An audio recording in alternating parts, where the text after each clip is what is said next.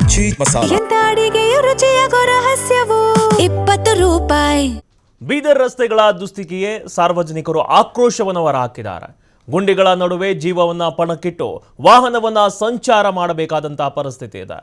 ಮಳೆ ನೀರಿನಿಂದ ಕೆರೆಯಂತಾಗ್ತಿವೆ ರಸ್ತೆ ಗುಂಡಿಗಳು. ಬೀದರ್ ರಸ್ತೆಗಳ ದುಸ್ಥಿತಿಗೆ ಸಾರ್ವಜನಿಕರು ಆಕ್ರೋಶವನ್ನು ಹೊರಹಾಕಿದ್ದಾರೆ. ಗುಂಡಿಗಳ ನಡುವೆ ಜೀವವನ್ನ ಪಣಕ್ಕಿಟ್ಟು ವಾಹನವನ್ನ ಸಂಚಾರ ಮಾಡಬೇಕಾದಂತಹ ಪರಿಸ್ಥಿತಿ ಇದೆ.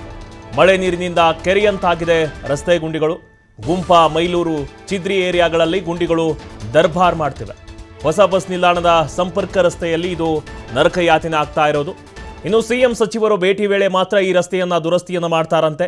ಈ ತಾತ್ಕಾಲಿಕ ಕಾಮಗಾರಿಗೆ ಸಾರ್ವಜನಿಕರಿಂದ ತೀವ್ರ ಆಕ್ರೋಶ ವ್ಯಕ್ತವಾಗ್ತಾ ಇದೆ.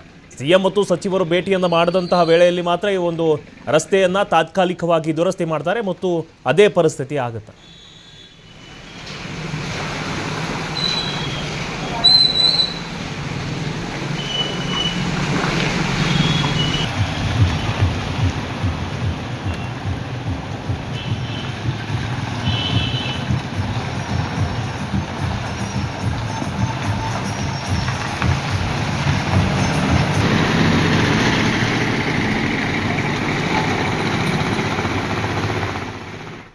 ರಸ್ತೆಗಳಲ್ಲಿ ಗುಂಡಿಗಳು ಬಿದ್ದಿದ್ದು ಈ ಗುಂಡಿಗಳಿಗೆ ಜನ ಬೇಸತ್ತು ಹೋಗಿದ್ದಾರೆ. ಈಗ ಮಳೆಗಾಲ ಪ್ರಾರಂಭ ಆಗಿದ್ದರಿಂದ ವಾಹನ ಸವಾರರು ಪರದಾಡುವ ಪರಿಸ್ಥಿತಿ ನಿರ್ಮಾಣವಾಗಿದೆ. ಸದ್ಯ ನಾನು ಬೀದರ್ನ ರಂಗ್ ಮಂದಿರದಿಂದ ಹೊಸ ಬಸ್ ಸ್ಟ್ಯಾಂಡ್ಗೆ ಸಂಪರ್ಕಿಸುವ ರಸ್ತೆಯಲ್ಲಿದ್ದೇನೆ. ಅಂದ್ರೆ ಇಲ್ಲಿ ಯಾವ ರೀತಿ ಗುಂಡಿಗಳು ಬಿದ್ದಿದ್ದು ವಾಹನ ಸವಾರರು ಪರದಾಟ ನಡೆಸ್ತಾ ಇದ್ದಾರೆ ಅಂತ ತೋರಿಸ್ತಾ ಹೋಗ್ತೇನೆ. ಈ ರಸ್ತೆ ಪ್ರಮುಖವಾಗಿ ಏನು ಹೊಸ ಬಸ್ ಸ್ಟ್ಯಾಂಡ್ಗೆ ಹೊಸ ಬಸ್ ನಿಲ್ದಾಣಕ್ಕೆ ಸಂಪರ್ಕಿಸುವ ಪ್ರಮುಖ ರಸ್ತೆಯಾಗಿದೆ. ಇನ್ನು ನೆಹರು ಸ್ಟೇಡಿಯಂ ಮತ್ತೆ ಈ ಕಡೆ ಅಂಬೇಡ್ಕರ್ ಸರ್ಕಲ್ ಮುಖಾಂತರವಾಗಿ ಬಸ್ ನಿಲ್ದಾಣಕ್ಕೆ ಹೋಗ್ತಾರೆ. ದಿನಲೂ ನೂರಾರು ಜನರು ಇಲ್ಲಿ ಸಂಚಾರವನ್ನ ಮಾಡ್ತಾರೆ. ಆದ್ರೆ ಈ ರಸ್ತೆಯಲ್ಲಿ ಗುಂಡಿಗಳು ಬಿದ್ದಿದ್ದು ವಾಹನ ಸವಾರರು ಪರದಾಡುವ ಪರಿಸ್ಥಿತಿ ನಿರ್ಮಾಣವಾಗಿದೆ.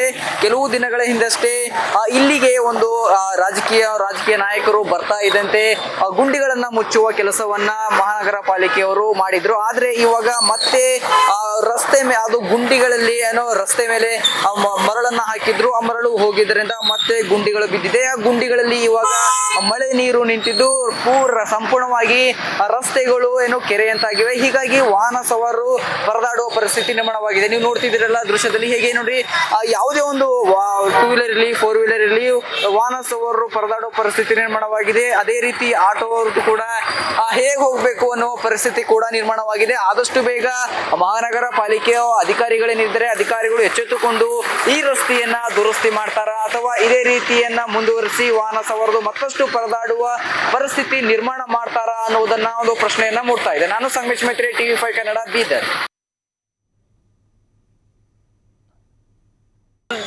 ನೀರು ಬಿದ್ದು ನಿಂತಾವ ಸರ್. ತೆಗ್ಗೆ ಅಂದ್ರೆ ತೆಗೆ ರೋಡ್ ಮಾಡ್ತೆ ಅಂತಂದ್ರೆ ರೋಡ್ ಏನ್ ಮಾಡ್ತಾರೆ ಸರ್ ಇದು ಹೇಳಿ ಸರ್.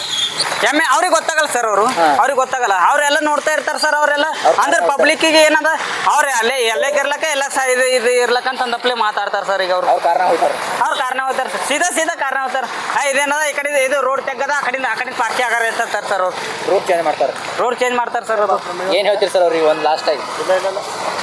ನಮ್ದು ರೈತರದು ನಮ್ದು ರೋಡಿನ ಸುಮ್ಕ ನಾವೆಲ್ಲ ಚಲೋ ಇರಪ್ಲೆ ಇದ್ರ ಇದು ರೋಡ್ ಚಲೋ ಇರ್ಬೇಕು ಸರ್. ಯಾಕೆ ನಮ್ದು ಬೀದರ್ ಅದ ಸರ್. ಬೀದರ್ ಸುಮ್ಮ ನಮ್ದು ನೀವು ಎಲ್ಲ ಕಡೆ ರೋಡ್ ಎಲ್ಲ ಖರಾಬ್ ಆಗ್ಯಾವ ಸರ್. ಬಿದ್ದೇವ್ ಅಂದ್ರೆ ಯಾರು ನೋಡ್ತಾರ? ಏನು ಡಿಪಾರ್ಟ್ಮೆಂಟ್ದವ್ರು ಏನು ನೋಡಲ್ಲ, ಏನಿಲ್ಲ, ಮಾಡಿಸೋದ ಇಲ್ಲ, ಏನಿಲ್ಲ. MLA ಸಾಬರ್ ಏನು ಅವ್ರ ಚುಟ್ಟಿದಾಗ ಅವ್ರ ಏನ್ ಕೆಲಸ ಮಾಡೋದಿಲ್ಲ, ಏನಿಲ್ಲ.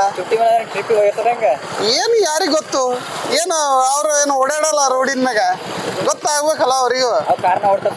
ಅದು ಮತ್ತೆ ರೋಡಿನ ಮ್ಯಾಗ ಓಡಾಡೋರಿ ಕುನಾಯ್ತ ಮಡಿ ಅದ. ಈಗ ಇಲ್ಲಿ ನೋಡ್ರಿ ನೀರ್ ಹೆಂಗವ ಎಲ್ಲಿ ರೋಡ್ಲಿಂದ ನಮ್ದು ಟೈರ್ಗಳೆಲ್ಲ ಪೂರಾ ವೀಕ್ ಆಗ್ಲತ್ತವ. ಮತ್ತೆ ಕಮ್ಸೆ ಕಮ್ಮಿ 1 ತಿಂಗಳು 2 ತಿಂಗಳು ಐತಿ ಇದೇ ಹಾಲತ್ತದ ರೀ. ಗಾರಿಗಳಿದ್ದು ಒಂದೇ ಅಲ್ಲ, ಬೀದರ್ ತುಂಬಾ ಎಷ್ಟೋ ಸಮಸ್ಯೆಗಳು.